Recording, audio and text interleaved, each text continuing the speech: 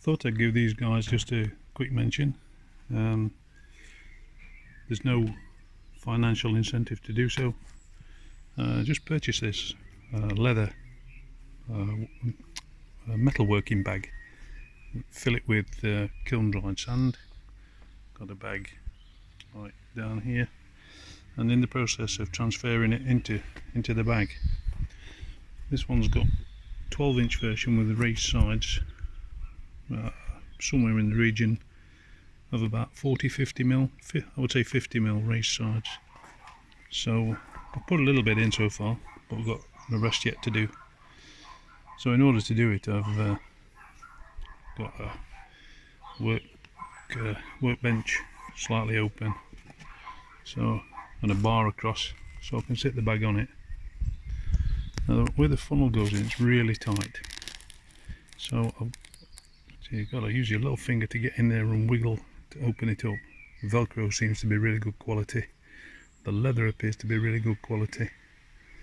And the stitching, time will tell, but it's all double stitched and looks quite good. They do recommend that when you use this, you purchase a leather swatch, which is a remnant of leather to put on top to save damage to the bag itself. So I'll be looking into that.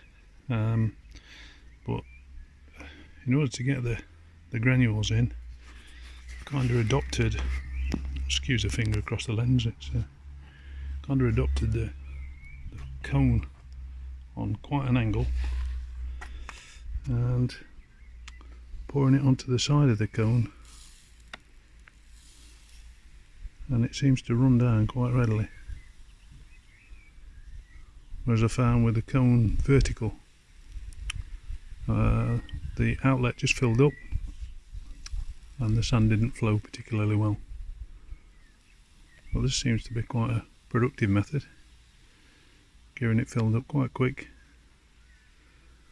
So looking forward to getting this used for some metal shaping. There we go. Just manoeuvre it around a little bit. There we go. We're getting up to about halfway now, so it must be close to the nozzle.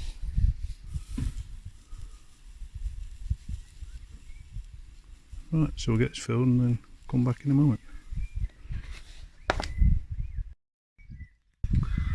So the method I'm using is to pour it into this yogurt pot from the bag, and then to use the yogurt pot to pour it into the funnel, and that makes life quite easy. You can use metal shot to fill these. Several different products are quoted by the manufacturer, but if you use metal shot, then you need to add WD-40, stop it rusting and causing damage to the leather.